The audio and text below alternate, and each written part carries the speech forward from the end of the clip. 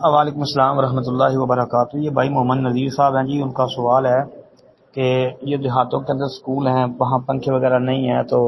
زکوٰۃ کے پیسوں سے؟ نہیں جی نہیں، بالکل بھی نہیں، کیونکہ اگر سکول سرکاری ہیں تو یہ کام گورنمنٹ کا ہے کہ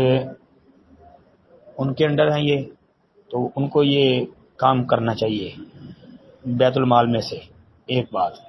دوسری بات جو ہے، اگر لوگ خود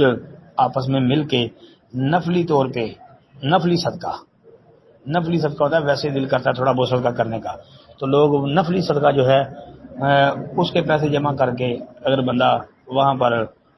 پانی لگوا دیتا ہے، پنکھے لگوا دیتا ہے، اے سی لگوا دیتا ہے، کولر لگوا دیتا ہے،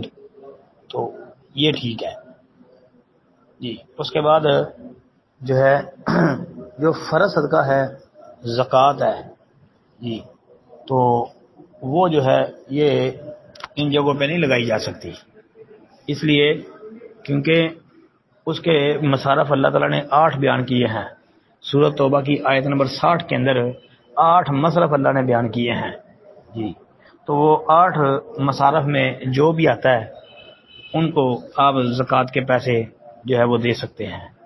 زکوٰۃ کا مال وہاں خرچ کیا جا سکتا ہے۔ تو ہمارے شیخ اور استاد حافظ عبد المنان محدث نور پوری رحمہ اللہ اپنے پنجابی انداز میں یہ کہا کرتے تھے، جب ان سے کوئی پوچھتا تھا نا کہ زکوٰۃ کہاں خرچ کی جائے، تو استاد محترم رحمۃ اللہ علیہ فرمایا کرتے تھے کہ زکوٰۃ دے مصرف نے 8، سورت توبہ دی آیت نمبر 60 تے مسئلہ لوہے دی لٹھ، تو اس لیے یہ 8 ہی مصرف اللہ نے بیان کیے ہیں سورۃ توبہ کی آیت نمبر 60 میں، تو اس کو دیکھ لیں جی، تو جو اس میں آتا ہے اس کو زکوٰۃ دے دیں، تو مدارس کے اندر جو ہے وہ زکوٰۃ کا پیسہ خرچ کیا جا سکتا ہے، وہ 8 میں شامل ہوتا ہے جی۔ جو 8 مصارف ہیں ان میں مدرسے بھی آتے ہیں، تو مدرسوں پہ خرچ کی جا سکتی ہے جی۔ السلام علیکم ورحمۃ اللہ وبرکاتہ۔